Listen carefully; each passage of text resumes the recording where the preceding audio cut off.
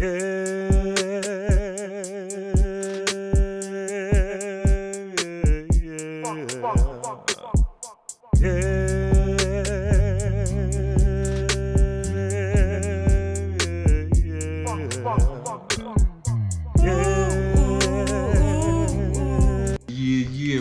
back. Back again. Welcome back. This is The Conversation, and we are. My name is Salim Burgess. This is Abigail Burgess, and this is brought to you by One Step at a Time Consulting. That's right, the fine people over there, One Step at a Time Consulting. We're so glad that you found your way back to this video so we can share and converse again this week. That's right. We enjoyed it so much on Tuesday. We can't wait to dive into today and hear what you all have to say. Welcome back, my friend. Yes. Today, in the conversation, we're going to have to piggyback on our last conversation in which we talked about belongingness. One of my favorite topics in the world. Such a good topic. That's right. So we had a short conversation about belongingness. Mm-hmm. We talked about how it feels to belong. Yeah. We also talked about what we need to feel belong. Exactly. Right? And why it's important. Yeah. Why we even go to belong to each other. Absolutely. At the end of the day anyway. But before we get into otherness, we have got some things to go over to keep this as the safe and wonderful space that it is. That's right. On Tuesday, you guys heard us talk about our terms of engagement. That's just how we operate and how we're going to operate in this space. But today, we're going to go over our assumptions. These are assumptions that we as individuals have, that we at One Step have, and that you may have in your own home or your own organization. We want to go over these to kind of clear the air. Let's acknowledge that they all exist, and then let's move forward and share this awesome information. That's right. Just like our terms of engagement before in our previous video, we like to start this video with some positive assumptions that will help us kind of process and break down this information that we're going to talk about today. Our first positive assumption is simply that each of us has a role for improving our work. And in this context, even your life. That's right. I like the life part better. It incorporates everything. If you're improving your life, you're definitely going to be better at work. So if you have a role for improving your life, what does that mean to you? I think that is only you can change your immediate surroundings. You can't affect what somebody else has to think or say about a situation. You can only affect you. It's why the curriculum starts with changing me. I can only change me, which is hard enough as it is. I can't change you until I figured out how to change me. So if you believe that you have a role in improving your life, which therefore improves your family, your work, etc., then that's a positive assumption to have. And it's a healthy assumption to have. And I think it's a safe assumption to have as well. Absolutely. The great people over at One Step at a Time have a slogan, and that slogan is changing me. Changing you, changing us, okay? And just like Avi said, it basically means to make any change, you first have to understand that you are responsible for yourself. Yes. And only you know your thoughts, your mind, your heart, and your limitations. So you have to change you before you can affect change anywhere else in this world. I really like that. And kind of going along in the same vein, our next assumption is that each of us is doing our best to fulfill our roles. So can I take that one? Yeah, go for it. This one really inspires me. This one's one of your favorite. I know you love this one. I like this one, right? The thing about this is that if I get up and I wake up and put my pants on every one leg at a time, I have to consider that other people do that way as well. If I have a problem with my children, if they're acting up, or I have a bad day at work, or I get stuck in traffic, anything that could happen to me, I have to understand can happen to anybody. Can happen to anybody. And if that's true, then that means that everybody that we interact with on a daily basis is subject to having a bad day, just like we're subject to having a great day. So if you're interacting with somebody and they might be having a bad day, or they're coming off rude, or they're coming off disgruntled, or anything, you can just give them the benefit of the doubt and say, you know what? Maybe they're not having their best day. That's right. Maybe Matter of fact, I'm going to be the light in this situation and help for this change person. their day. I'm going to ask them, how you doing? How you feeling? What's going on? What can we do to help? That's how we can start to affect change with that change in me. That's that simple perspective shift, right? Instead of this person doing something to you, that person could have been the victim of somebody doing something to them. Absolutely. I really like that. Thank I you love for that letting one. me I to love take that that one. one. All right, hit us with the third one. Okay, our third assumption is simply this. Systemic inequities are real. Now, honestly, we could just drop that right there, and I'm Mic pretty drop. sure I was ready to everybody drop has got that one.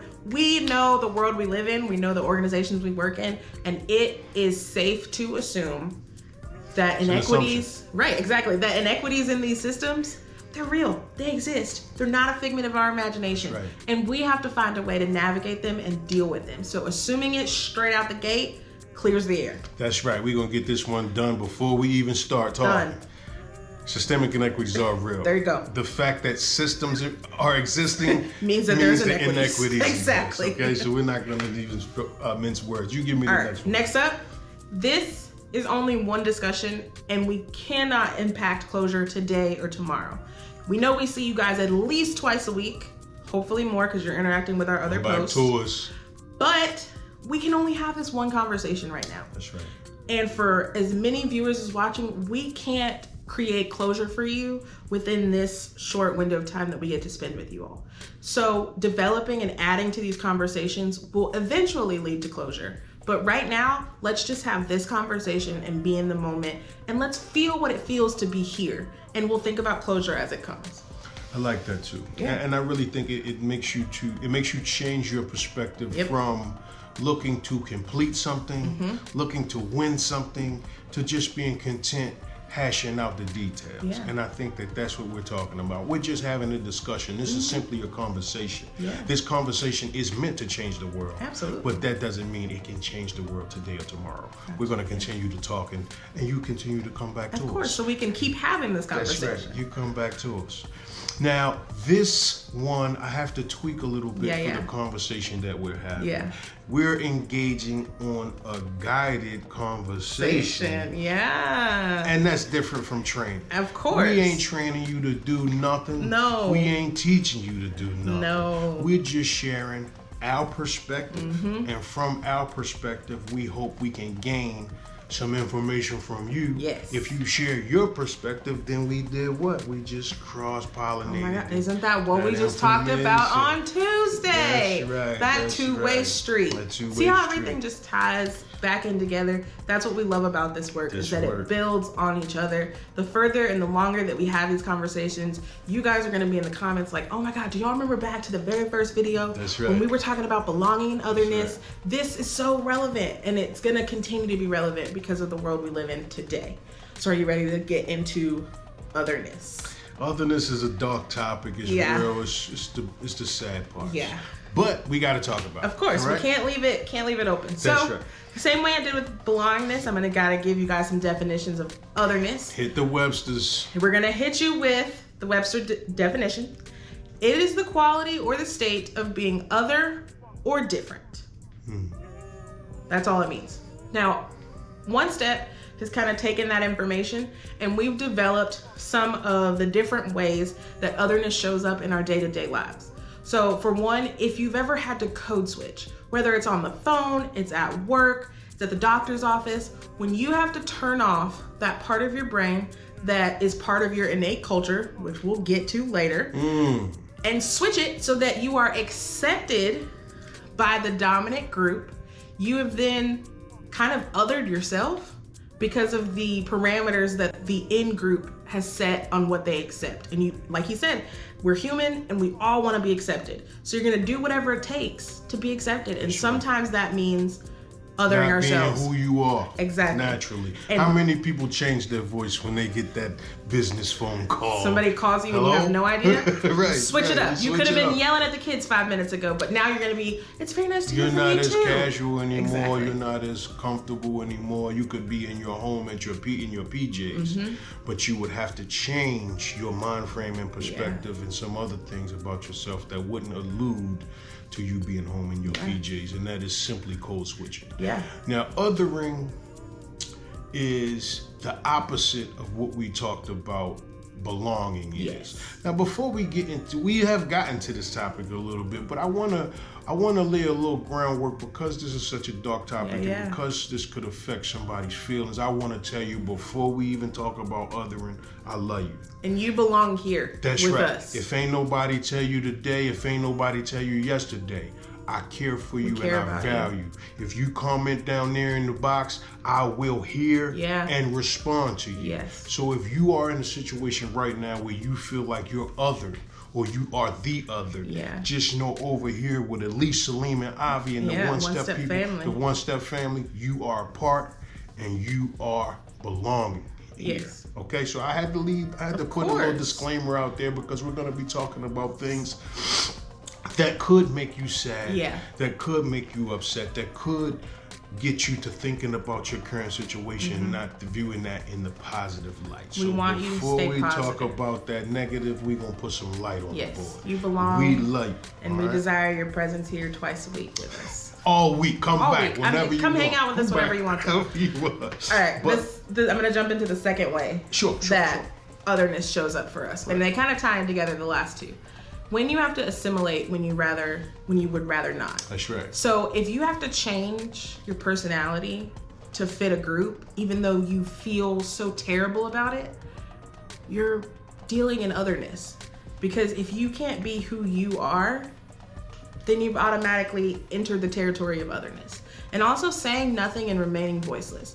Choosing not to speak up, whether it's for a cause, whether it's in a business meeting, whether it's an idea, is choosing to remove yourself from the situation and other yourself. Sharing your perspective, what did we say? You are the expert of your own experience. That's right. Nobody should be able to tell you that you're right or wrong based on your experience. So sharing may change somebody's whole perspective on whatever it is that you're having a conversation about. But choosing not to do that means that you fade into the background and you become part of the other, which nobody ever intentionally wants to do, and nobody ever wants to be a part of a group like that. So make sure that you speak up and you share and you collaborate so that you can be a part of the group and that everybody can belong, and that idea sharing is so powerful when you're in these groups and these spaces. Absolutely. The concept of othering or being othered is simply when you are told that you don't belong to a group that you might want to belong to. Exactly. Right? If you can go back to high school when you're walking through the lunchroom and everybody's at their tables. Right, everybody's siloed on their in their tribes. You know, you got the jocks over there, you got the preps over there, you got the drama club, you know, these people, that people, and you walk through and you don't really know where you belong, right? That's a form of being other. You are alone where other people seek solace together, right? And then sometimes, and especially in today's age, we use otherness as comfort, right? Everybody on this planet has a small device in their pocket that fits in the palm of their hand that has everybody they love in it. Instant communication and connection, right? So if you walk in that same high school cafeteria and you looking around figuring out where you belong and you still don't find a place, you can always pull that phone out and belong. Yeah. But that is self-othering because we're taking ourselves away from possible belonging situations. There are also situations in which we other ourselves when we get accustomed to being rejected from certain groups, right? If we are accustomed to being rejected, or we were rejected in a hard way which left a scar on us, we then will refer to that memory when we go back to belonging in that group. And sometimes to avoid that pain, we just other ourselves. Oh, those folks don't accept me. They don't like me. They don't like my type of people. I'm not interesting to them. Then we circumvent the process of belonging by othering ourselves. And that really, really creates us a dark and bad place for us internally. Yeah. And you know, otherness it's the gloom, right? When, you know, people, I guess, used to call it being the loner. That's a form of othering. Because whether it was self-imposed or whether it was in-group imposed, that person shouldn't have to be by themselves. You shouldn't have to be by yourself. And like we said before, if you feel like you don't belong anywhere You're not else, alone. you belong right here in the One Step family with us, We care about you. We value you. We want to hear what you have to say, which is why we always say, drop in the chat how you're feeling.